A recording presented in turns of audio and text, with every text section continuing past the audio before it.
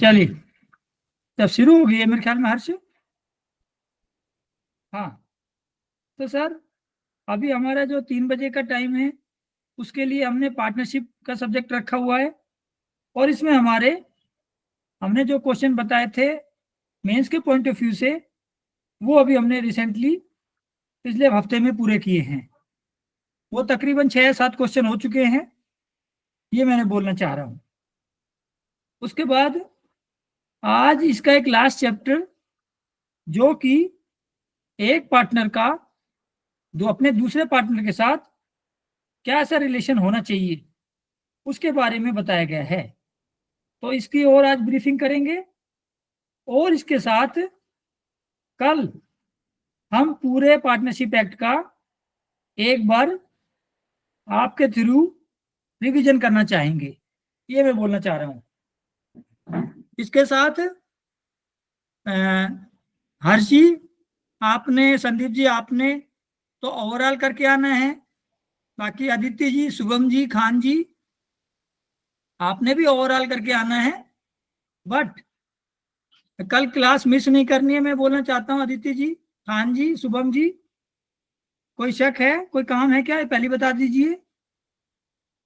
खान जी, sir ये तो नहीं पता, कोशिश पूरी रहेगी, लेकिन तत्काल में कोई काम निकला है तो नहीं कह सकता सर। तत्काल की तो मैं भी नहीं कह सकता अपनी। चलिए, बाकी सर ज्वाइन तो होंगे। आदित्य जी आप भी। जी सर, कल ज्वाइन कर लेंगे। ठीक है सर। तो मैं बोलना चाह रहा था कि 39 से लेके 74 तक वो खान जी आपने पर्टिकुलरली करके आना है। लिख लीजिए, अपने नंबर लिख लीजिए। Section 39 to 74। उसके बाद आदित्य जी आपने 1 से लेके 17 तक, सेक्शन 1 टू 17। Ji sir. और शुभम जी आपने 18 से लेके और आपका 38। ये मैंने तीनों के लिए बोला है, मुझे आप तीनों का ही पता है, बाकी स्टूडेंट का नहीं पता मेरे को आपके बारे में। जहाँ से आप क्लास अटेंड करते हो, तो मैंने तीनों को ही पर्टिकुलरली काम दिया है, ये मैं बोलना चाहता हूँ। शुभम, कोई डाउट है? No sir. Khan ji, Aditya, sir एक बार सेक्शन रिपीट कर दीजिए। 39 टू 74 मुझे याद करना है। 39 टू 74 खान जी ने, जी 1 टू 17 आदित्य ने, और 18 टू 38 शुभम जी ने। जी सर। इसका यह मतलब नहीं है कि बाकी नहीं करना, पर इन पे तो आपने करना ही करना है, मैं ये बोलना चाहता हूं। ठीक है, यहां तक सहायक जी की बात है, हर्ष की बात है, शुभम की बात है, तो इन्होंने पूरा ओवरऑल पढ़ के आना है, ये मैं बोलना चाहता हूं। या आप पर्टिकुलर भी पढ़ के आ सकते हो, संदीप जी, हर्ष जी और सहायक जी, तो वो आपके ऊपर डिपेंड है। पर मोटी बात ये हर्ष, मैं आपसे कहना चाहता हूँ, सहायक, संदीप और बाकी भी, खान जी, कि खाली हाथ नहीं आना है यहाँ पे कल, कुछ ना कुछ करके आना है। चीज ओवरऑल करके आओ, चीज स्पेसिफिक करके आओ। एनी डाउट हर्ष? ठीक है, चलिए सर। उसके बाद मैंने आपको बोला कि आज हमारा सेकंड चैप्टर, जो कि थर्ड चैप्टर, जो कि बात करता है रिलेशनशिप एक पार्टनर का अपने साथी पार्टनर के साथ कैसा रिलेशन होना चाहिए। तो सर ये प्री में सवाल आते हैं इनके मामले में। और पहला सेक्शन ये बात करता है शुभम, कि एक पार्टनर का अपने साथी पार्टनर के साथ कैसा रिलेशन होना चाहिए। तो 3 इन्होंने ग्राउंड बताए हैं कि उनका कैसा रिलेशन होना चाहिए सेक्शन 9 में। ये चैप्टर थर्ड है, जो कि relation of the partner to one another partner, ये टाइटल है। सेक्शन 9 से लेकर 17 है, और सेक्शन 9 बोलता है general duty of the partner, कि एक पार्टनर की अपने साथी पार्टनर के साथ कैसा व्यवहार करे, ये इसमें बताया गया है। तो 3 ड्यूटी बताइए हर चीज में। पहली है, एक पार्टनर अपने साथी पार्टनर के साथ मिलके सभी का ज्यादा से ज्यादा फायदा हो, ऐसा वो काम करेगा। इसने बोला यहां पे वर्ड यूज किया, ग्रेटेस्ट कॉमन एडवांटेज। कोई वो ऐसा काम नहीं करेगा संदीप जिससे सिर्फ उसको फायदा हो और दूसरे पार्टनर को ना हो। दोनों को मिला के कॉमनली ग्रेटेस्ट एडवांटेज हो, वो ऐसा काम एक दूसरे के साथ करेंगे, मिलके काम करेंगे। पार्टनरशिप का मतलब ही हर्ष क्या है? मिलके काम करना। किसको फायदा होना चाहिए? सबको। काम किस लिए कैसे करेंगे? जो सबके ज्यादा से ज्यादा फायदे का हो। ये ठीक है यहां तक? हाँ जी, चलिए। अदिति कैमरा क्यों नहीं ऑन है? सर हम थोड़ा बाहर है एक्चुअली, तो ठीक इसीलिए हम ट्रैवल कर रहे हैं, हम सुन रहे हैं बात। ठीक ठीक ठीक। उसके बाद दूसरा काम है, एक पार्टनर अपने साथी पार्टनर के साथ बेईमान और दुराचारी रहेगा। क्या ये सही है शुभम जी? नहीं सर, ये वफादार और तो ईमानदार होना चाहिए सर, विश्वास बनाए। हाँ, क्या कहो तो यस या नो में आंसर करो प्लीज। तो सर, क्या एक व्यक्ति जो दूसरे के साथ खाता है, पीता है, काम करता है, तो क्या उससे उम्मीद करी जाती है कि वो बेईमानी करे, दुराचारी रहे?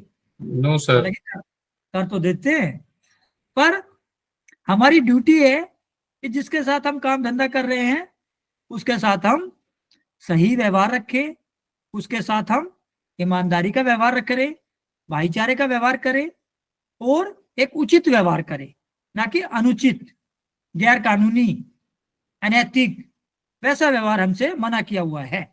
ये हमारी ड्यूटी है। ठीक है संदीप यहां तक? तीसरी उसकी ड्यूटी है, बोलो। सर एक स्लीपिंग पार्टनर क्या होता है ये? अभी यहाँ कहाँ घुस गया भाई? सेक्शन 9 में नीचे दिखा रखा था शॉर्ट नोट्स में सर। एक्ट में बात करो अभी प्लीज। ठीक है सर। हाँ चलिए। तो सर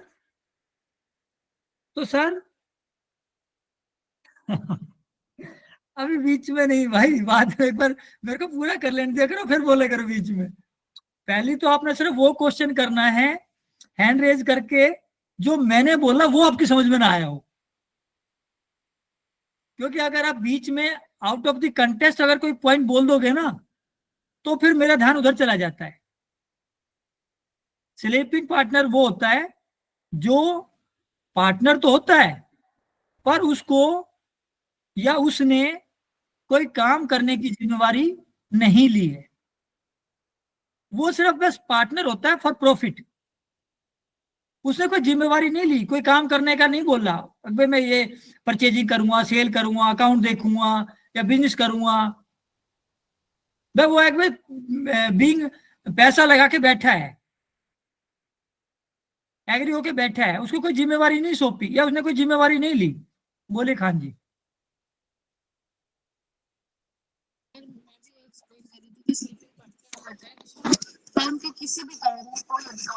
मैम आपकी आवाज साफ नहीं आ रही। सर एक मिनट। स्लीपिंग बोलो। पार्टनर वो होता है जिस फर्म में किसी भी काम का कोई अधिकार नहीं होता है, बोला है मैंने यही। ना ही वोट का और ना ही किसी भी चीज का जो इंटरनल सारे प्रोसेस होते हैं उसमें कोई भी अधिकार नहीं होता है। मैं बस यही बोलना चाह रही थी। वोट का तो मुझे नहीं पता, मैं वोट का तो देखना पड़ सकता है, बट उसको कोई मतलब या तो वो खुद कोई काम नहीं करना चाहता या उसको बस पार्टनरशिप में एक फंड के लिए मेंबर। लिया जाता है, सॉरी, सिर्फ फंड के लिए उसे रखा जाता है फर्म में, शेयर्स वगैरह अलॉट करके या और भी तरीकों से सिर्फ फंड के हाँ लिए ही उसे रखा जाता है। ठीक है, नो एक्टिव पार्टिसिपेशन होता है उसका मतलब, उसका कोई एक्टिव पार्टिसिपेशन नहीं होता है, ओनली उसका वो सिर्फ पार्टनरशिप फर्म में मनी इन्वेस्ट करता है और शेयर लेता है, दैट्स इट। चलिए sir, back to the point. वो पूरा डिटेल में आपको बताता बाद में, काइंड ऑफ पार्टनर्स, ये मैं बोलना चाहता हूं संदीप। तो कितने प्रकार के पार्टनर हो सकते हैं खान जी? एक्टिव पार्टनर, हर्ष, एक्टिव पार्टनर जो पार्टनरशिप में एक्टिव तौर पे काम करते हैं। दूसरा स्लीपिंग पार्टनर, जिन्होंने सिर्फ पैसा इन्वेस्ट करा है, उनका ना तो पार्टनरशिप फर्म में टाइम देते हैं, ना कोई उनका एक्टिव रोल होता है, ये इन्होंने कहा। उसके बाद हालांकि उनकी लायबिलिटी बाकी पार्टनर के द्वारा किए गए कामों के लिए होती है। इसको डोरमेंट पार्टनर भी बोलते हैं Harsh. Sleeping partner, silent partner, dormant partner, ये सारे ही, इनका कोई एक्टिव रोल नहीं होता, कोई टाइम नहीं देते पार्टनरशिप फर्म में, पर पार्टनर के कामों के लिए लायबल होते हैं। ये सिर्फ उसमें पैसा इन्वेस्ट करते हैं और उसका शेयर लेते हैं। ठीक है यहां तक हर्ष? सर ये सारा सेक्शन 9 में है क्या?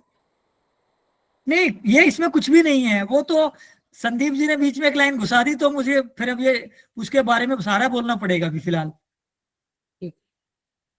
हाँ, अगला है सैलरीड पार्टनर।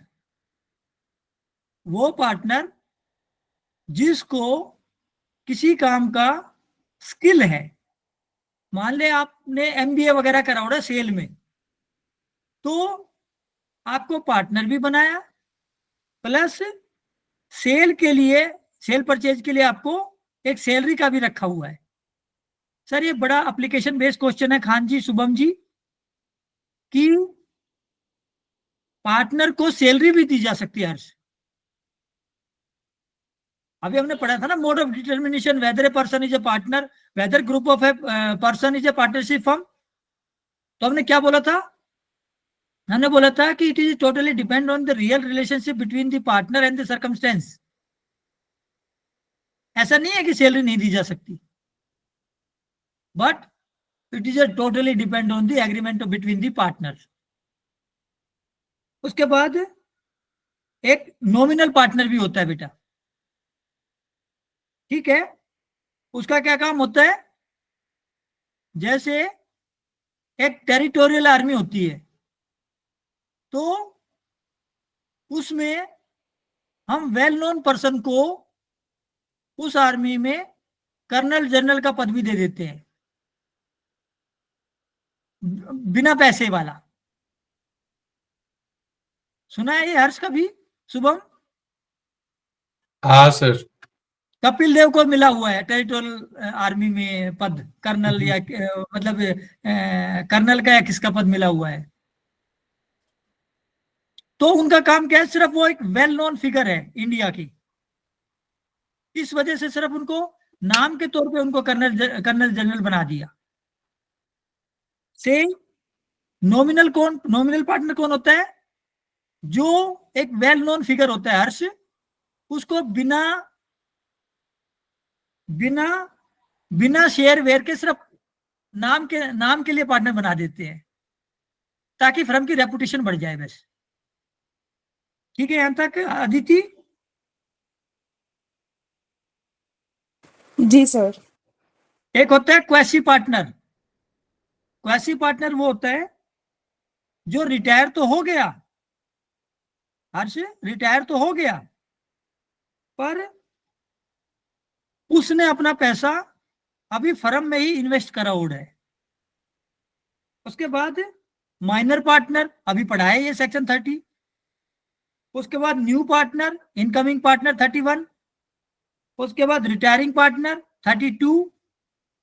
उसके बाद पार्टनर इन प्रॉफिट ओनली। क्या मतलब वो हर्ष इसका? कि वो पार्टनर जिसको सिर्फ हमने प्रॉफिट के लिए पार्टनर बनाया है। उसके बाद एक secret partner, Sandeep, secret partner मतलब वो पार्टनरशिप फर्म में तो है, लेकिन उसको वो पब्लिक की नजर में नहीं है। पब्लिक में वो ज्यादा शो नहीं है, कागजों में तो है शुभम, तो उसको सीक्रेट पार्टनर बोला हुआ है। और सेक्शन 28 में holding over partner by estoppel, partner है नहीं वो, पर वो काम ऐसा करता है जिसकी वजह से उसका लाइबिलिटी क्या बन जाती है, पार्टनर की तरह। तो ये मैंने आपको कुछ कैटेगरी बताई है हर जो इस बेयर एक्ट में नहीं लिखी हो। ठीक है संदीप, यहां तक। Back to the pavilion. हम थे अभी सेक्शन 9 पे कि एक पार्टनर की अपने दूसरे पार्टनर के साथ कैसी जिम्मेवारी रहेगी, कैसे ड्यूटी रहेगी। हमने बोला था कि वे कॉमन इंटरेस्ट के लिए काम करेंगे, हमने बोला था कि वे आपस में जस्ट और फेथफुल रहेंगे, और तीसरी ड्यूटी बोली थी खान जी हमने कि उनको फर्म के अकाउंट की और बाकी इंफॉर्मेशन को सही बताना है, झूठे आंकड़े पेश नहीं करने उनको। क्या ड्यूटी है उनकी कि जो पार्टनरशिप फर्म में एक्चुअल प्रॉफिट लॉस है वो सारी चीजें सही सही बताना है। तो 3 काम हमने बताए हर्ष, शुभम, सहायक। Greatest common advantage, just and faithful, and true account and full information. ये 3 ड्यूटी है एक पार्टनर की अपने साथी पार्टनर के साथ।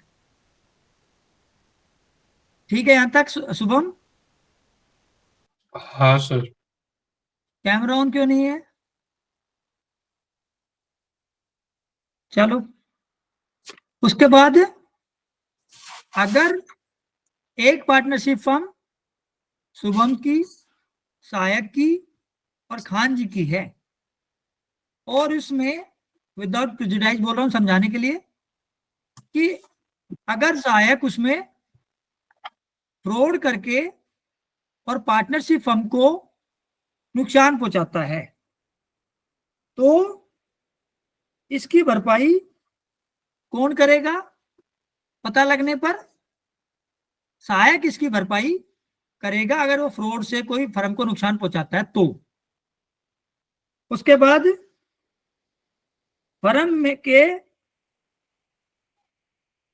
राइट, लिसन, पार्टनर के राइट और ड्यूटी कौन डिसाइड करेगा, कैसे डिटरमाइन होगी? तो इन्होंने कहा है कि पार्टनर की ड्यूटी और पार्टनर के राइट, मैंने बोला पार्टनरशिप डीड बनेगी खान जी, मैंने बोला था शुरू में, और उसमें हम वो सारी ड्यूटी लिखेंगे कि अगर 5 पार्टनर है तो उसमें ऑफिस का काम कौन करेगा, फील्ड का काम कौन करेगा, सेल परचेज का काम कौन करेगा, मैन्युफैक्चरिंग का काम कौन करेगा। ये सारे काम हम कब लिखेंगे Shubham? At the time of partnership deed without consent of the other partner. क्या सही है ये बात हर्ष? विदाउट कंसेंट बोला भाई। Sir with consent. वही तो सर, विदाउट कंसेंट नहीं हो सकता। कंसेंट होगा सर, विदाउट नहीं होगा सर। सुनो सुनो, तो विदाउट कंसेंट नहीं, अगर किसी को क्या काम सौंपना है क्या काम नहीं सौंपना है तो ये सारा काम हम at the time of the agreement in a partnership deed with the consent of the all partner तब डिटरमाइन करेंगे, ये मैं बोलना चाहता हूं। ठीक है, ऐसा है यहां तक? चलिए, यहां पे ही लिखा है कि जब आप पार्टनरशिप का काम करेंगे तो हम ये आपस में इस बात के लिए भी एग्री करेंगे कि हमारे में से कोई भी पार्टनरशिप फर्म वाला काम के अलावा कोई दूसरा काम पर्टिकुलर प्लेस और पर्टिकुलर टाइम पे नहीं करेगा। 11 का सेकंड पैराग्राफ है, ये मैंने बोलना चाहा है।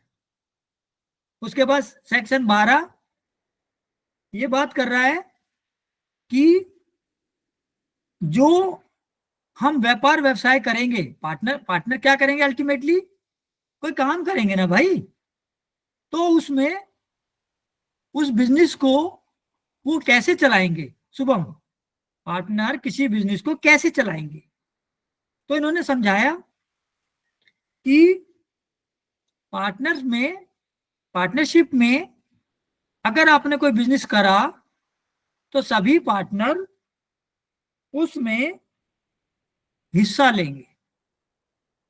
भाई हिस्सा लेंगे मतलब हमने कहा था ना, पार्टनरशिप का मतलब क्या है कि रिलेशन है व्यक्तियों का जो बिजनेस करते हैं प्रॉफिट लेने के लिए और उनको सभी चलाते हैं, या सभी के ब्याह पर कोई एक आध बंदा भी चला सकता है, ये इन्होंने कहा था।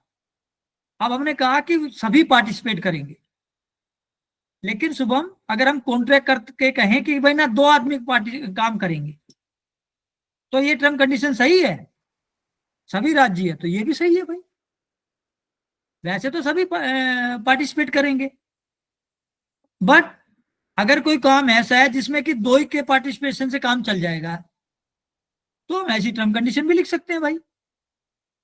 चलिए, उसके बाद जो काम करेंगे हर्ष, वो फर्म का काम करते समय, फर्म का बिजनेस करते समय संदीप आलसीपन से और लापरवाही से बिजनेस को चलाएंगे। क्या ये बात सही है अदिति?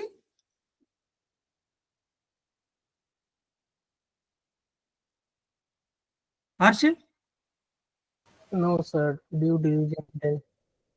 अब इसका मतलब क्या हुआ फिर कि हर पार्टनर जो पार्टिसिपेट कर रहा है फर्म के कामों के लिए, उसको काम करते समय पूरी सावधानी से काम करना चाहिए, जिसकी वजह से उसकी अपनी लापरवाही से कोई फर्म को नुकसान ना हो, ये मैं बोलना चाहता हूं। उसके बाद फर्म के कामों के लिए जब उनको डिसीजन लेना है, तो क्या ऐसी पॉसिबिलिटी है कि कोई एक व्यक्ति डिसीजन ले?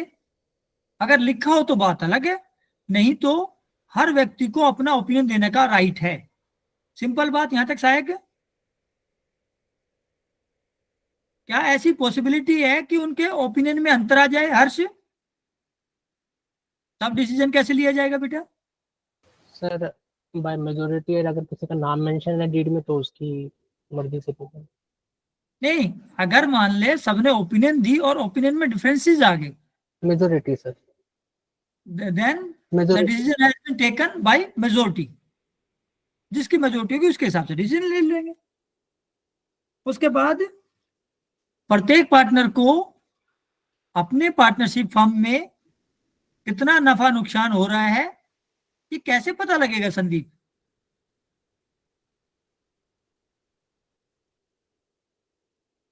संदीप, सर इंस्पेक्शन से अकाउंट से जो उसकी बुक शीट है ना, उसके भी आप पे। तो सर हमारी फर्म में कितना नफा नुकसान है, ये हमें पता लगेगा अपने ब्लैक एंड व्हाइट डॉक्यूमेंट से, मतलब अकाउंट से। तो इसको देखने का भी सबको, हमारे हर पार्टनर को राइट है, ऐसा इन्होंने बोला है। तो ये 4 चीज जो मैंने आपको बताई बेटा सेक्शन 12 में। Section 13 speak about mutual right and liability, कि सभी पार्टनर के आपस में क्या राइट और ड्यूटी रहेगा। और इसमें देखेंगे आप शुभम, हर्ष, किसमें लिखा है सब्जेक्टिव टू द कॉन्ट्रैक्ट।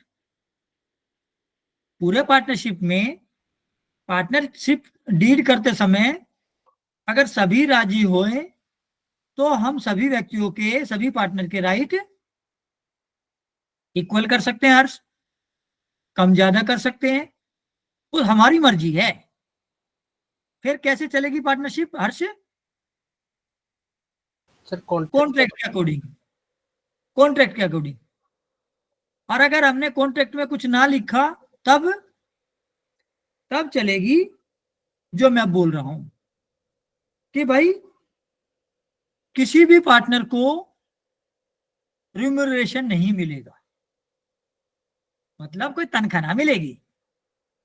और कॉन्ट्रैक्ट में लिख दिया तब हर्ष, देन अकॉर्डिंग टू कॉन्ट्रैक्ट, तब देखा जाएगा उसके अकॉर्डिंग।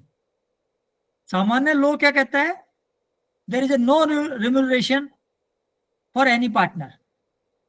ठीक है यहां तक खान जी, अदिति? सेकंड, हर पार्टनर को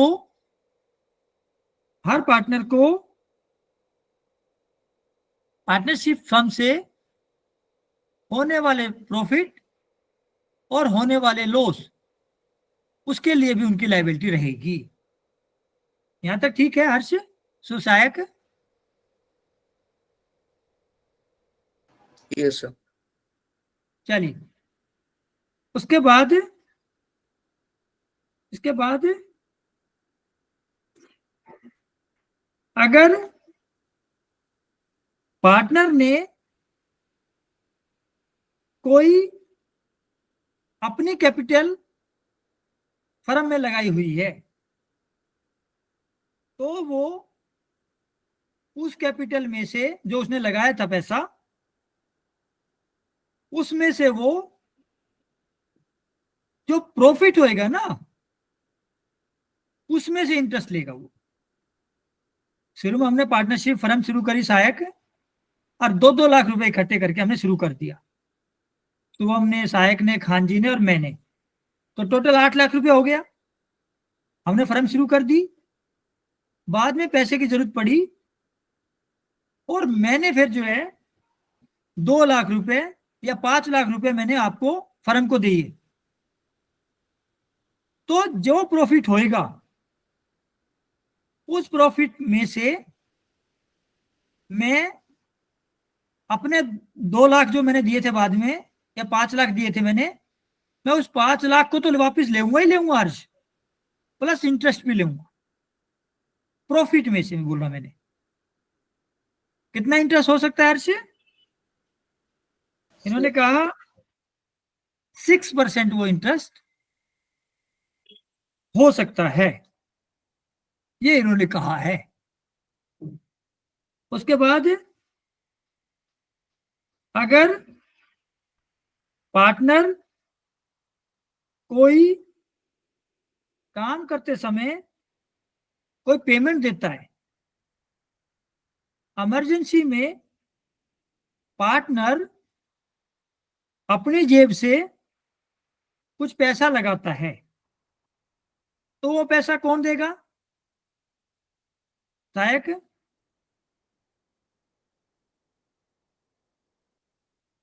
हर्ष? सर फर्म देगी। अगर कोई पार्टनर बिजनेस को चलाने के लिए अपनी जेब से 200 रुपए दे रहा है, या इमरजेंसी में फर्म के काम को करने के लिए 2000 रुपए दे रहा है, तो वो अपने पर्सनल अकाउंट से क्यों देगा? बट इमरजेंसी में तो लगाने पड़ेंगे, तो वो पैसा फिर फर्म को देना पड़ेगा।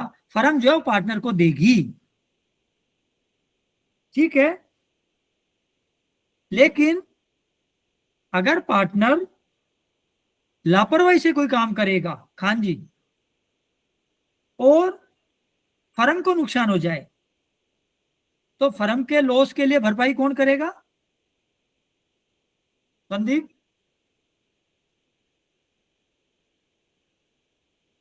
सर पार्टिकल वही बंदा करेगा जो लॉस कर रहा है। तो फिर पार्टनर को जो है वो भरपाई करनी पड़ेगी अपने लापरवाही से किए गए कामों के लिए। उसके Yes, sir. बाद फर्म की प्रॉपर्टी हम किसको कहेंगे? तो हमने कहा कि फर्म की प्रॉपर्टी में 3 चीज हमने बोली। एक, शुरू में जब हम फर्म शुरू करते हैं उस समय जो हमने प्रॉपर्टी इकट्ठी करी फर्म को चलाने के लिए हर्ष। एक, फर्म को बनने के बाद अगर हम कोई प्रॉपर्टी एक्वायर करते हैं, और आखिरी है फर्म की गुडविल। ये 3 प्रकार की प्रॉपर्टी फर्म की प्रॉपर्टी कही गई है। यहां तक ठीक है हर्ष? उसके बाद फर्म की प्रॉपर्टी जो मैंने अभी बोली, शुरू में हमने 2-2 लाख रुपए इकट्ठे करे, फिर उसके बाद 2 प्लॉट खरीद लिए, फिर हमारी रेपुटेशन KFC की जैसी हो गई। तो इस प्रॉपर्टी का प्रयोग हम किन कामों के लिए करेंगे हर्ष? इस प्रॉपर्टी का यूज हम एक्सक्लूसिवली अपने प्राइवेट काम के लिए करेंगे। क्या सही है हर्ष? सर बिजनेस के लिए करेंगे। हम उस प्रॉपर्टी का प्रयोग जो शुरू में हमने इकट्ठी करी, बाद में एक्वायर करी, या हमारी रेपुटेशन, इनका प्रयोग हम केवल और केवल फर्म के उद्देश्यों के लिए करेंगे, फर्म के कामों के लिए करेंगे। उसके बाद आखिरी सेक्शन, अगर पार्टनर कोई फर्म के कामों के से फर्म की ट्रांजैक्शन हुई या फर्म की प्रॉपर्टी यूज करी या फर्म का बिजनेस से कनेक्टेड कोई मामला है या फर्म के नेम से रिलेटेड कोई काम है और वहां से हमने हर्ष प्रॉफिट ड्राइव कर लिया, किस वजह से? फर्म के नाम की वजह से, फर्म की प्रॉपर्टी की वजह से, फर्म के बिजनेस की वजह से, फर्म के कोई ट्रांजैक्शन की वजह से। तो उस प्रॉफिट को हमें क्या करना पड़ेगा सहायक? सर उसको दिखाना पड़ेगा, जो अकाउंट दिखाना पड़ेगा। अकाउंट नहीं दिखाना पड़ेगा उसको, बोलो हर्ष। सर उसको प्रॉफिट पे करना पड़ेगा। तो उसको वो जो प्रॉफिट उसने फर्म के ट्रांजैक्शन की वजह से, फर्म के नाम की वजह से, फर्म के बिजनेस की वजह से, फर्म की प्रॉपर्टी की वजह से जो उसने लिया, वो वापस करना पड़ेगा फर्म को। इसी तरह फर्म जो है एक काम कर रही है और आप पैरेलल हर्ष फर्म वाला काम कर रहे हो, और फिर आप कोई प्रॉफिट गेन कर रहे हो। When you are a partner in a partnership firm, you did not run any business of the same account. Same काम आप नहीं कर सकते सर पार्टनरशिप वाला।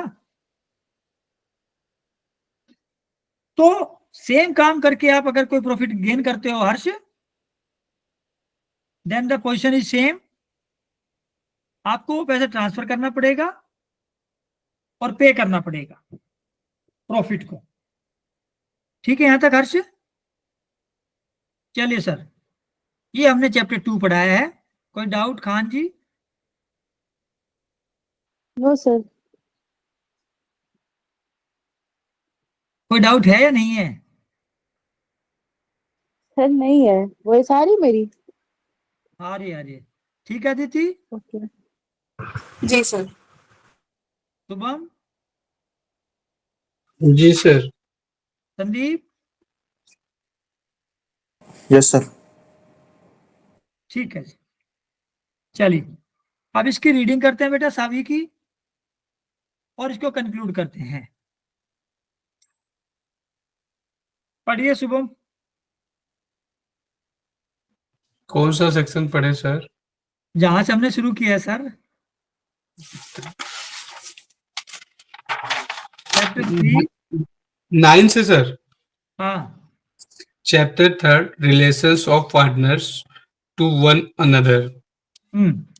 General duties of partners. Partners are bound to carry on the business of the firm to the greatest common advantage, to be just and faithful to each other, and to render true accounts and full information of all things affecting the firm of any partner or his legal representative. बताओ। इसको बताएं sir. हाँ बताओ, मैंने पूरा समझाया है sir. 3 काम, सर, 3 ड्यूटी उसकी। सर इसमें कहा गया है कि मतलब कि जो पार्टनर की मतलब अपने दूसरे पार्टनर की के साथ ये ड्यूटी है कि वो उसके साथ मतलब लायबल रहे, मतलब वफादार रहे और वो सर मतलब उसमें क्या नाम विश्वास परायण रहे, वफादार रहे, उसको बिजनेस को बढ़ाने के लिए वो मतलब लगातार कंटिन्यूटी हार्ड वर्किंग करते रहे और उसको किसी तरह से मतलब चीट ना करे, ये बताया गया सर। ठीक है हर्ष, यहाँ तक कुछ रह गया? सर आपने जो 3 कीवर्ड्स बताए थे, एक तो ग्रेटेस्ट एडवांटेज होना चाहिए, दूसरा ट्रस्ट जस्ट एंड फेथफुल होना चाहिए, थर्ड कीवर्ड आपने बताया था रेंडर ट्रू अकाउंट्स, ये ड्यूटी होती है जनरल पर। चलिए सर, उसके बाद अगला पढ़िए Sandeep. Section 10. Duty to indemnify for the loss caused by fraud. Every partner shall indemnify the firm for any loss caused it by his fraud in the conduct of the business of the firm. इसमें यदि कोई partner fraud या कोई ऐसी activity करता है तो वो पार्टनर ही उसको लायबल होगा लॉस को रिकवर करने के लिए। अगर पार्टनर के फ्रॉड से अगर फर्म को नुकसान होता है तो उसकी भरपाई पार्टनर को ही करनी पड़ेगी जिसने फ्रॉड किया है। Yes sir. चलिए पढ़िए Aditi.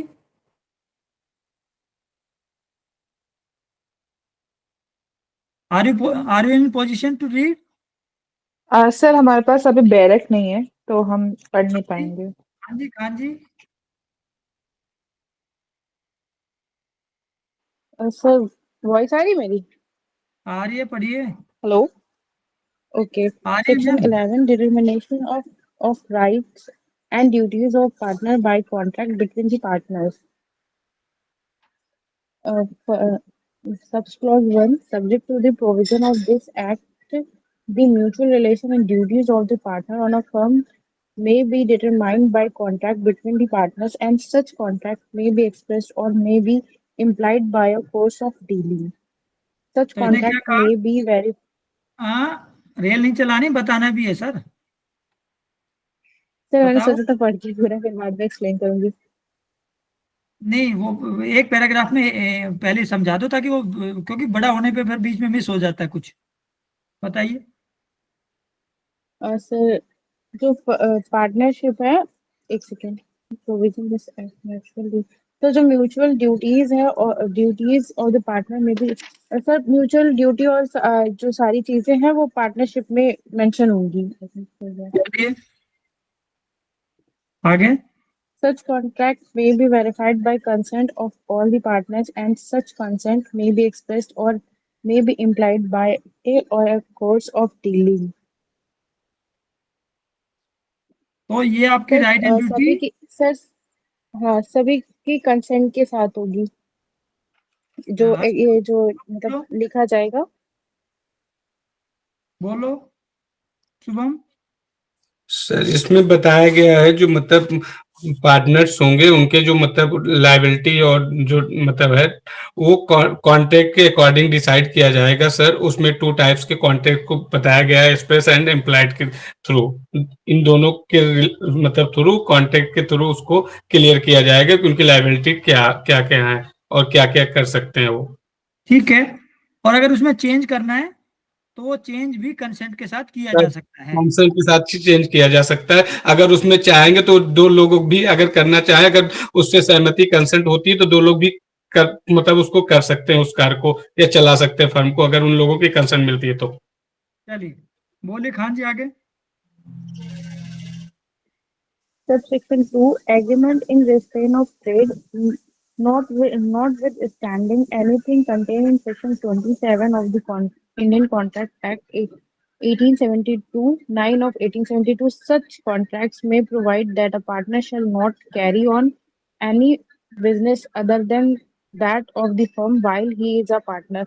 Sir according to Indian contract act, एक पार्टनर अगर किसी फर्म में पार्टनर है तो वो किसी अदर बिजनेस में पार्टनर नहीं हो सकता है।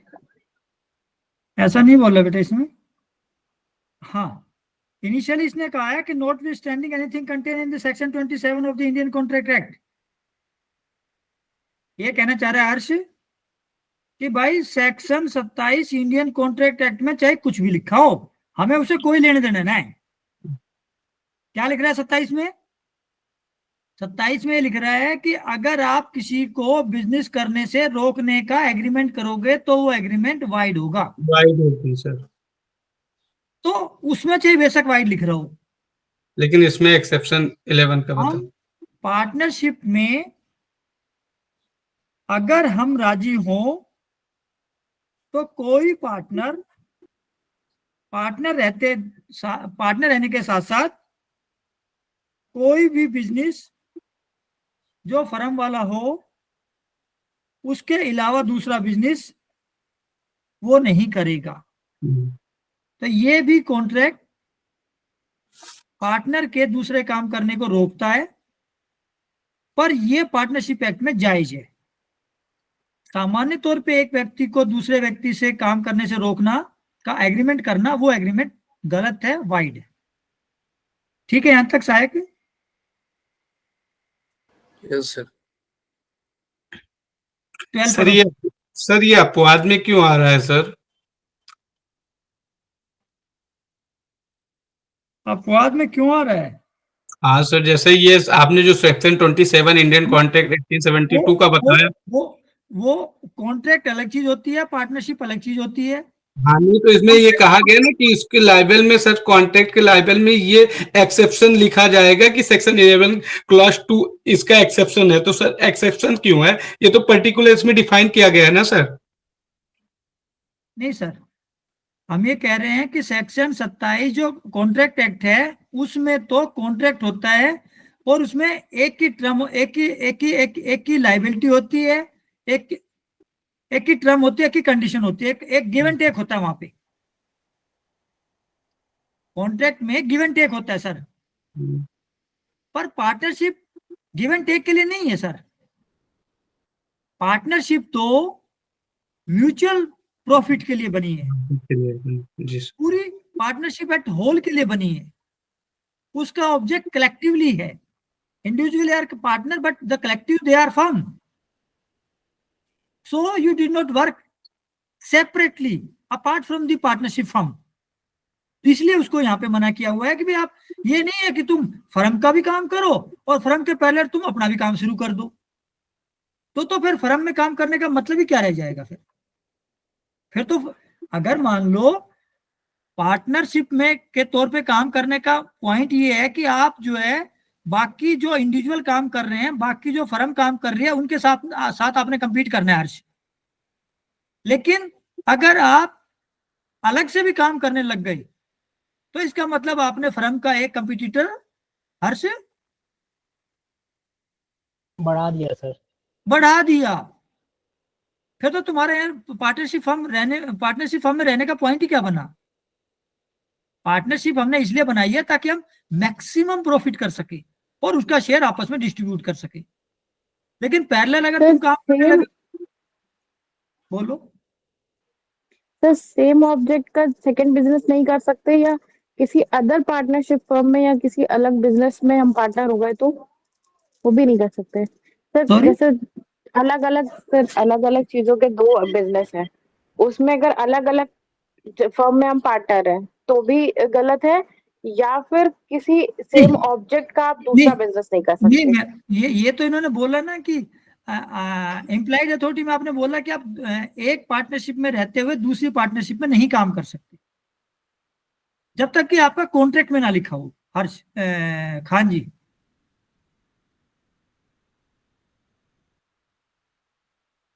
मेरा पॉइंट समझ में आया हर खान जी? जी सर, अगर हमें किसी और के साथ पार्टनरशिप करनी है किसी अलग ऑब्जेक्ट की, तो हम डीड में ही बता देंगे कि हम इस जगह पे पार्टनर है, और अगर पार्टनर कंसीडर करेंगे तो हो सकते हैं। आपने कोई पार्टनरशिप करी तो बेटा उस डीड में लिखेंगे ना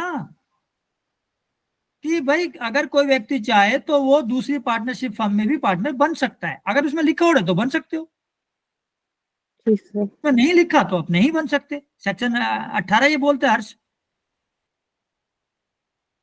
अगर नहीं लिखा तो you have no right to enter another partnership. हाँ लिखा हो है तो यू कैन। चलिए पढ़िए 12 सहायक। Section 12. The conduct of the business. subject to contract between the partners. Every partner has a right to take part in the conduct of the business. Sir यहाँ पर बोला गया है कि फर्म के जो बिजनेस है उस पे हर एक पार्टनर का राइट होगा कि उस बिजनेस पे पार्टिसिपेट करे. Secondly, every partner is bound to attend diligently to his duties in the conduct of the business. Sir partner जो है ये डिलीजेंटली काम करेगा, डिलीजेंटली अपने ड्यूटीज को निभाएगा. सी, any difference arising as to ordinary matters connected with the business may be decided by a majority of the partners. Sir अगर business पे कुछ भी चीज डिफरेंस अराइज होता है then it will be decided by the majority of the partners. Majority देखा जाएगा. And every partner shall have the right to express his opinion. हर एक पार्टनर के पास अपने ओपिनियन को एक्सप्रेस करने का राइट होगा before the matter is decided. But no change may be made in the nature of the business without the consent of all the partners. But यहाँ पर अगर हमने बिजनेस का नेचर को अगर चेंज करने के लिए कुछ करे तो फिर सारे पार्टनर्स के कंसेंट चाहिए. अच्छा. D. Every partner has a right to have access to and to inspect and copy any of the books of the firm. Sir हर एक पार्टनर के पास राइट होगा कि फर्म के रिलेटेड जो भी बुक्स है, अकाउंट्स है, उसको देखेगा, उसको इंस्पेक्ट करेगा एंड कॉपी करेगा. ठीक है सर, आगे बढ़िए हर्ष. इसमें 4 बात बोली और उसमें पार्टिसिपेट करेगा, पूरी मेहनत से सावधानी से काम करेगा, उसमें डिसीजन मेजोरिटी से होगा और अकाउंट वगैरह का भी वो चेक करेगा. आगे बढ़िए 13. Section 13, mutual rights and liabilities. Subject to contract between the partners. Clause A, a partner is not entitled to receive remuneration for taking part in the conduct of the business. Sir इसमें बोला गया कि partner को कोई salary मिलने का entitle नहीं होगा अगर वो बिजनेस के किसी पार्ट कंडक्ट में पार्ट ले रहा है. Clause B, the partners are entitled to share equally in the profits earned and shall contribute equally to the losses sustained by the firm. Sir partners यहाँ पे जो भी प्रॉफिट होगा फर्म का वो इक्वली शेयर करेंगे, अगर कोई लॉस होता है वो भी इक्वली डिस्ट्रीब्यूट करेंगे. Clause C, where a partner is entitled to interest on the capital subscribed by him, such interest shall be payable only out of profits. Partner अगर अपना कोई पार्टनर कैपिटल जो देता है तो उस पे जो इंटरेस्ट मिलेगा वो इंटरेस्ट सिर्फ उससे प्रॉफिट से मिलेगा फर्म के. Clause D, a partner making for the purposes of the business any payment or advance beyond the amount of capital he has agreed to subscribe is entitled to interest thereon at the rate of 6%. अगर कोई partner beyond capital जाके कोई amount देता है तो वो उस पे इंटरेस्ट के लिए लायबल होगा और वो जो इंटरेस्ट होगा वो 6% तक का होगा. Clause E, the firm shall indemnify a partner in respect of payments made and liabilities incurred by him. Clause 1, in the ordinary and proper conduct of the business. तो सर यहाँ पे बोला कि फर्म इंडेमनिफाई करेगा पार्टनर को किसी भी तरह की पेमेंट्स और लायबिलिटीज जो उस पार्टनर ने करी है अपने बिजनेस के कंडक्ट के दौरान. Sub clause 2, in doing such act in an emergency for the purpose of protecting the firm from loss as would be done by a person of ordinary prudence in his own case under similar circumstances.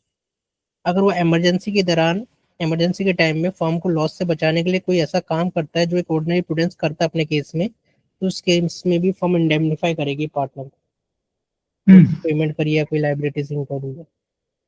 Clause F, a partner shall indemnify the firm for any loss caused to it by his willful neglect in the conduct of the business of the firm. तो यहाँ पे partner को बोला है वो indemnify करेगा firm को अगर उसकी एक्ट की वजह से, विलफुल नेग्लेक्ट की वजह से अगर किसी तरह का लॉस हो जाता है फर्म को, तो फर्म को इंडेमनीफाई करेगा। चलिए सर, तो ये सारी बातें इन्होंने पढ़ी है, जिसमें इन्होंने कहा है कि वो कोई सैलरी नहीं लेगा, कोई वेतन नहीं लेगा सामान्य तौर पे। उसके बाद सबको इक्वल प्रॉफिट और लॉस का लायबिलिटी रहेगी। उसके बाद कहा कि अगर कोई पैसा अदरवाइज पैसा फर्म को देता है तो उसमें वो प्रॉफिट से इंटरेस्ट लेगा, जिसकी लिमिट 6% तक होगी। और अगर वो कोई पैसा इमरजेंसी में या general conduct of the business में अगर खर्च करता है तो वो फर्म उसको देगी, और लापरवाही में अगर वो कुछ नुकसान करता है तो उसको फर्म को कंपनसेट करना पड़ेगा। पढ़िए इसमें आगे, शुभम जी बोले साहब। Section 14, the property of the firm. एक मिनट बोलो साहब। सर एक डाउट था, जो यहाँ पर बोलो। डी पॉइंट पे जो है 6% जो लिखा हुआ है सर, 6% फिक्स्ड है कि अप टू 6% है? Is entitle to interest thereon at the rate of the 6%। तो 6% फिक्स दिखा रखा है। Okay sir. Shubham. Section 14, the properties of the firm subject to contract between the partners. The property of the firms includes all properties and rights and interest in properties originally brought into the stock of the firm or acquired by purchase or otherwise by or for the firm or for the purposes and in the course of the business of the firm and includes also the goodwill of the business। Sir इसमें कहा गया है कि जो firm के लिए मतलब जो फर्म के लिए उस फर्म की संपत्ति जो फर्म के लिए पैसे इंक्लूड किया है, फर्म को बनाने के लिए जो पैसे इकट्ठे किए जाएंगे उसको फर्म के लिए लगाए जाएंगे, फर्म के लिए ही लगाए जाएंगे और उसके लेकर और उसके साथ साथ उसकी गुडविल भी देखी जाएगी, फर्म में कितना पैसा और कौन लगा सकता है, किसकी कितनी अच्छी गुडविल है। और सर उसके बाद बोलिए बोलिए। Unless the contrary intention appears, properties and rights and interest in properties acquired with money belonging to the firm and deemed to have been acquired for the firm। Sir इसमें कहा गया है कि जो फर्म के लिए मतलब संपत्ति अर्जित की जाएगी वो केवल फर्म में लगाई जाएगी, ना कि अदर जगहों पे। यही कहा गया है सर इसमें। चलिए आगे पढ़िए इसमें, खान जी।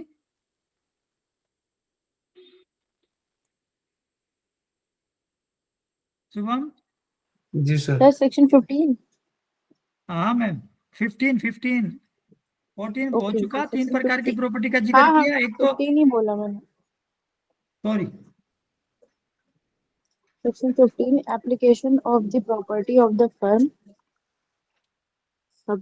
subject to contract between the partners. The property of the firm shall be held and used by the partners exclusively for the purpose of the business। Sir इसमें कह रहा है कि जो पार्टनर्स के बीच में कॉन्ट्रैक्ट होगा the property of the sir उस सर उसको फर्म की जो प्रॉपर्टी वगैरह होगी वो फर्म के ही यूज के लिए करी जाएगी।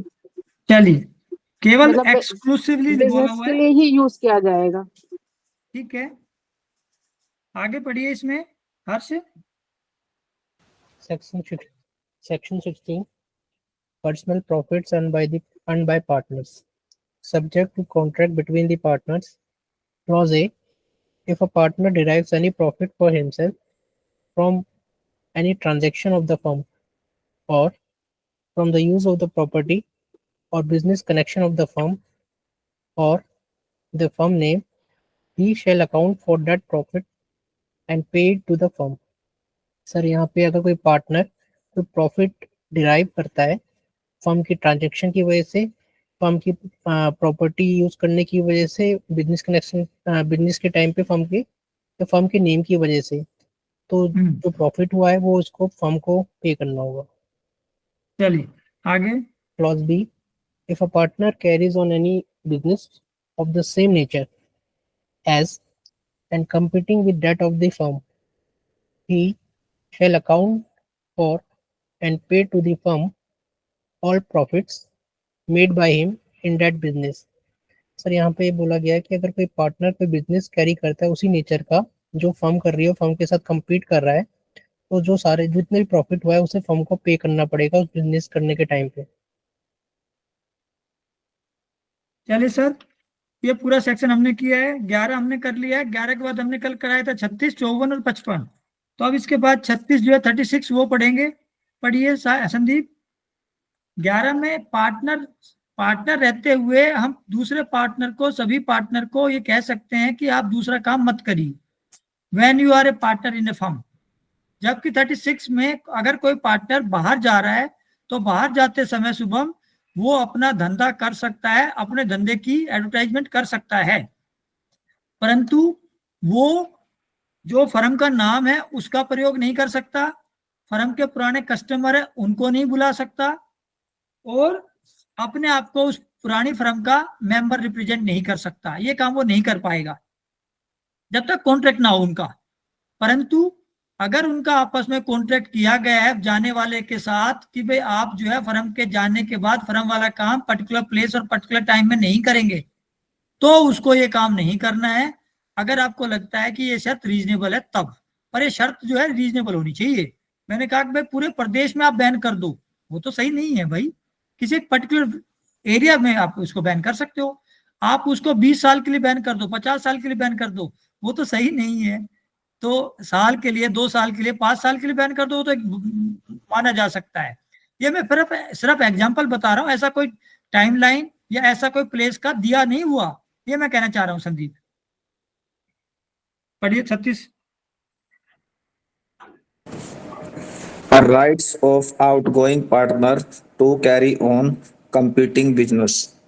First clause, an outgoing partner may carry on a business competing with that of firm, and he may advertise such business, but subject to contract to contrary he may not. कि इसमें ये कह रहा है कि सर वो अपने business का एडवर्टाइजमेंट कर सकता है, लेकिन जो कॉन्ट्रैक्ट में नीचे लिखी हुई बातों को ध्यान में रखते हुए कि उसका फर्म का नाम यूज नहीं करेगा, represent himself as the carrying on the business of the firm, c solicit the custom of person who were dealing with the firm before he ceased to be a partner. A use the name of the firm, कि firm का name use नहीं करेगा और कोई ऐसा काम नहीं करेगा जिससे भाई कस्टमर, उस वाले फर्म के कस्टमर को नहीं तोड़ेगा बंदा। और तीसरा उसमें ये है कि जो एक टेरिटरी और एक लोकेशन डिसाइडेड एरिया में वो अपना कोई उस तरह का सेम बिजनेस नहीं करेगा जहाँ पे वो पहले वाला पार्टनर सिचुएट है। Second close, agreement in restraint of trade, a partner may make an agreement with his partner that on ceasing to be a partner he will not carry on any business similar to that of firm within a specific period or within specified local limit, and notwithstanding anything contained in Section 27 of Indian Contract Act 1872. Such agreement shall be valid if the restriction imposed are reasonable. कि यदि जो वो condition है वो reasonable है, यदि agreement के दौरान कुछ ऐसा उसके साथ पहले वाले ओनर के साथ, फर्म के साथ हुआ है, तो उस केस में वो कर सकता है यदि उस कॉन्ट्रैक्ट के अंदर लिखा है तो। बताइए हर्ष। सर यहाँ पे ये बोला गया सब सेक्शन 2 में पार्टनर, जो आउटगोइंग पार्टनर है वो पार्टनर्स के साथ एग्रीमेंट कर सकता है जब वो सीज हो जाएगा कि वो इस तरह का कोई भी बिजनेस नहीं करेगा एक पर्टिकुलर टाइम पीरियड के लिए या इतने लोकल लिमिट्स के अंदर। बट ये सब सेक्शन 27 में जो दे रखी है उससे हटके है और जो वो एग्रीमेंट होगा वैलिड होगा अगर जो रेस्ट्रिक्शंस इम्पोज करी गई है अगर वो रीजनेबल है। तो एग्रीमेंट कर रहा है, उसकी शर्तें वैलिड होनी चाहिए, रीजनेबल होनी चाहिए। ये रीजनेबल कौन बताएगा? ये आपके पर्टिकुलर केस के हिसाब से पता लगेगा कि केस के फैक्ट एंड सर्कमस्टेंस के हिसाब से पता लगेगा कि शर्त रीजनेबल है या अनरीजनेबल है। ठीक है, यहां तक?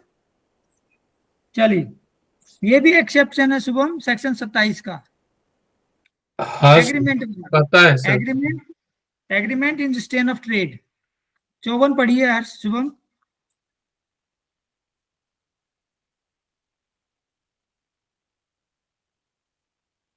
शुभम 54 पढ़िए सर। और मेरी आवाज आ रही है? पढ़ रहे जी सर।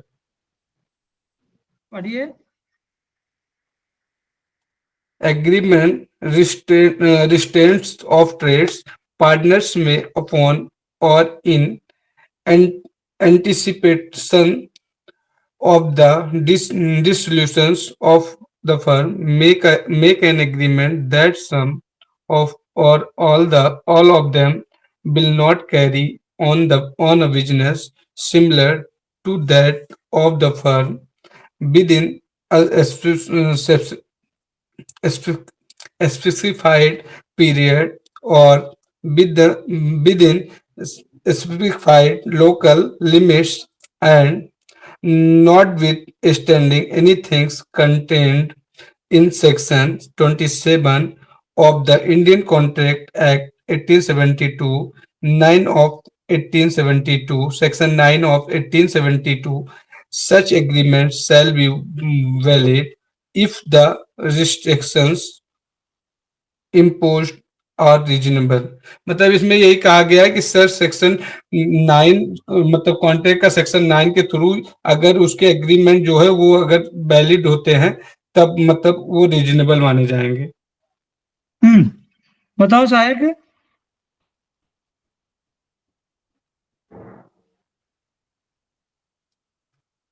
सहायक बताओ। सर क्लियर नहीं है पूरा। हाँ, क्लियर नहीं है। हर्ष बताओ। सर सेक्शन 54 में ये बोला एग्रीमेंट की बात कर रहा है, ट्रेड के रेस्टोरेंट की बात कर रहा है ट्रेड पे करने पे। इसमें ये है कि पार्टनर्स को अगर ऐसा लग रहा है कि फर्म का डिसोल्यूशन हो सकता है तो वो एक एग्रीमेंट आपस में बना लेंगे, या तो सारे के सारे या कुछ लोग, कि वो इस टाइप का बिजनेस नहीं करेंगे जो फर्म कर रही है कुछ स्पेसिफाइड पीरियड के लिए या फिर उस लोकल लिमिट के अंदर में। और जो सेक्शन 27 में जो कंडीशन है इंडियन कॉन्ट्रैक्ट में वो अलग है, बट एग्रीमेंट जो होगा वो वैलिड तभी होगा अगर जो कंडीशन रेस्ट्रिक्शन जो लगाई है वो रीजनेबल है। वो रीजनेबल होनी चाहिए, ऐसा इन्होंने कहना चाहा है। ठीक है, तो सर इसने कहा है हर्ष सहायक, पार्टनर जो है अपन और इन द एंटिसिपेशन या तो डिजोल्व हो गई या डिजोल्व होने के चांस है, उस केस में सारे पार्टनर एग्रीमेंट कर सकते हैं कि कुछ पार्टनर या सभी फर्म वाला बिजनेस नहीं करेंगे एक स्पेसिफाइड पीरियड या एक स्पेसिफाइड प्लेस में, तो ये एग्रीमेंट वैलिड है। चाहे 27 में तो मना करा है कि आप किसी को काम धंधा करने से रोकने का एग्रीमेंट नहीं कर सकते, उसमें तो बेशक लिखा ओढ़ो, पर यहाँ आप पार्टनर को, सभी को या कुछ पार्टनर को काम धंधा करने से रोक सकते हो। ये एग्रीमेंट वैलिड है अगर आपकी शर्त रीजनेबल है तो। यहां तक ठीक है संदीप? चलिए आगे पढ़िए संदीप। अब आया समझ में सहायक? Yes sir. Yes sir. आगे पढ़िए संदीप। सर 55 पढ़ना ना? या yes. Section 55, sale of goodwill after dissolution. First, in the settling the account of a firm after dissolution, the goodwill shall, subject to contract between the partners, be included in the asset, and it may be sold either separately or along with the other property of the firm. इसने कहा कि account firm के account को settle करने के मतलब firm dissolve हुई है, फिर उनके अकाउंट सेटल हो गए हैं, तो गुडविल को भी एसेट में इंक्लूड करा जाएगा और उसको भी अलग से या फर्म की प्रॉपर्टी के साथ बेचा जा सकता है। आगे बायर के राइट क्या रहेंगे? गुडविल को खरीदने वाले बायर के क्या राइट रहेंगे? संदीप पढ़ो। Right of buyers and sellers of goodwill, where the goodwill of a firm is sold after dissolution, a partner may carry on a business competing with that of the buyer, and he may advertise such business, but subject to agreement between him and the buyer, he may not. तो sir वो goodwill यदि बेचने के firm बाद partner जो है वो वैसे ही काम कर सकते हैं, एडवर्टाइजमेंट कर सकते हैं, परंतु वो ये काम नहीं कर पाएंगे। पार्टनर क्या नहीं कर पाएंगे? use the firm name, represent firm का represent himself as carrying on the business of the firm, or C, solicit the custom of person who were dealing with the firm before its dissolution. तो firm का use, firm के नाम का use, अपने आप को पुरानी फर्म का मेंबर या पुराने कस्टमर को ललचाना, बुलाना, बहकाना, ये काम हम नहीं कर पाएंगे। अगर एग्रीमेंट करा हुआ है तो हर्ष तो सर ये तीनों काम हम कर सकते हैं। फिर हम ये 3 काम भी कर सकते हैं भाई। पर हमारा मतलब मकसद अब इसके बाद आने वाले पैराग्राफ को है, पढ़िए। 3. Agreement in restraint of the trade. Any partner may, upon the sale of the goodwill of a firm, make an agreement with the buyer that such partner will not carry on any business similar to that of the firm within a specified period or within specified local limits, and not withstanding anything contained in Section 27 of Indian Contract Act 1872. Such agreement shall be valid if restrictions imposed are reasonable. बताओ इसको। हाँ Sandeep. Sir इसमें ये कह रहा है कि यदि जो रिस्ट्रिक्शन इम्पोज की गई है ना रीजनेबल है ना, तो हम वो जो इसमें लिखा हो सारे काम कर सकते हैं, लेकिन जो 27 कहता है ना इंडियन कॉन्ट्रैक्ट एक्ट का कि भाई तुम भाई सिमिलर बिजनेस नहीं कर सकते, ठीक है, तो इसमें क्या कहता है कि आप सिमिलर बिजनेस कर सकते हैं, लेकिन इसमें क्या है कि जो रिस्ट्रिक्शन है जो इम्पोज की गई है रीजनेबल होनी चाहिए, कॉन्ट्रैक्ट में मेंशन होनी चाहिए, एग्रीमेंट में। बताओ साहब। सर सेक्शन 27 में कहता है कि अगर कोई पर्सन को हम बिजनेस से रोके तो फिर वॉइड होगा। सॉरी बोली सॉरी। यस सर फिर वो वॉइड होगा। बट यहाँ पर बोल रहा है कि अगर ये पार्टनर जो बायर ऑफ द गुडविल है उसके साथ अगर कुछ एग्रीमेंट करता है कि वो इस सिमिलर टाइप के बिजनेस कैरी ऑन नहीं करेगा with in a specific period और स्पेसिफिक लोकल लिमिट्स, उस टाइप के agreements that will be valid. ठीक है हर्ष, यहाँ तक है? Yes sir. चलिए, तो ये मोटा मोटा हमने इस बैरेक्ट को पूरा करने की कोशिश करी है। कोई ऐसा पॉइंट है जो रह गया हो हर्ष? सर जो आपने स्टार्टिंग में 9 क्वेश्चंस लिखवाए थे वो तो कंप्लीट हो गए हैं, और ये मिसलेनियस सेक्शंस भी कंप्लीट हो गए। सर सारा कंप्लीट हो गया? सारा कंप्लीट हो गया है। तो ये सब रिकॉर्डेड क्लास है, तो किसी का कोई मिस हो गया हो तो रिकॉर्डेड क्लास को देख सकता है, सुन सकता है, ये मैं बोलना चाहता हूँ। 9 क्वेश्चन क्या क्या कराए थे हमने, एक बार दोबारा है आसपास? यस सर, 1 मिनट बस, वो नोटबुक भर गई थी ना सर मेरी, वो तो तो जैसा मेरे को याद आ रहा है, बोलिए साहब, सर क्वेश्चन है मेरे पास। बोलो।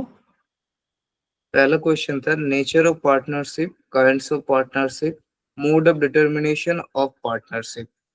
तब मिला जुला के हमने पहला जिस नाम से एक एक्ट बना उसके बारे में पूछा आपसे घुमा फिरा के कि भाई पार्टनरशिप होती क्या है, कैसे बनती है, कितने प्रकार की होती है, कैसे उसको हम बताएंगे कि पार्टनरशिप है या ना है। ये क्वेश्चन जिसमें कि सेक्शन 4 से लेके 8 तक के सेक्शनों का मिला जुला काम बताया गया है। आगे second question, difference between partnership and company. तो पार्टनरशिप, दूसरा क्वेश्चन हमने डिफरेंस का बताया, जिसमें पार्टनरशिप का कंपनी से, एलएलपी से, प्रोप्राइटरशिप से, Hindu undivided Hindu joint family से और को ओनरशिप से, कल हमने इसका अंतर आपको समझाया था। आगे relation of partner to one another partner. ये हमारा पार्टनर का दूसरे पार्टनर के साथ क्या रिलेशन होगा, कैसा होगा, ये आज हमने आपको पढ़ाया सेक्शन 9 से लेके 17 तक। Relations of partners to third parties and तो इम्प्लाइड पार्टनर का दूसरे पार्टनर से नहीं, बल्कि जो पार्टनर नहीं है उसके साथ उसका कैसा व्यवहार रहेगा। तो फर्म का एजेंट होता है, जिसको हमने 18 से लेके और 30 तक जो है चैप्टर है, जिसमें हमने थर्ड पार्टी के साथ रिलेशन में एम्प्लॉयड अथॉरिटी, होल्डिंग आउट और माइनर को क्या पार्टनर बना सकते हैं, ये 3 पॉइंट कवर करवाए थे। बोलिए। Yes, sir. Next question में implied authority, holding out and can we make partner minor as a partner, ये था। ये सारा हमने बता दिया अभी।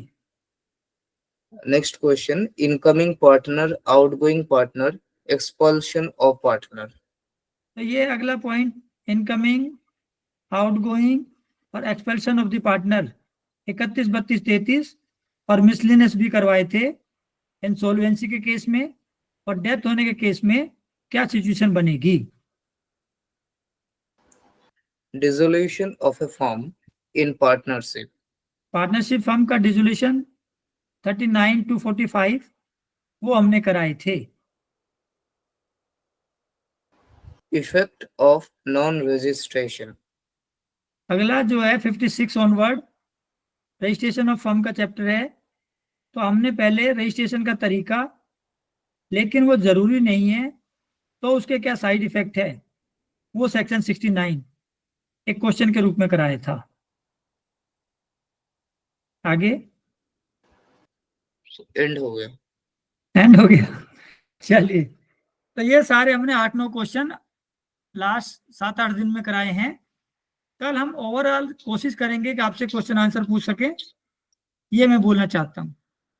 तो सब थोड़ा पढ़ के आइए, जब भी क्लास का मोमेंटम बनेगा, ये मैं बोलना चाहता हूँ। अगर नहीं करना चाहते तो हम कोई नया शुरू कर देंगे, ये आपके ऊपर है। हर्ष ये कर दीजिए रिकॉर्डिंग।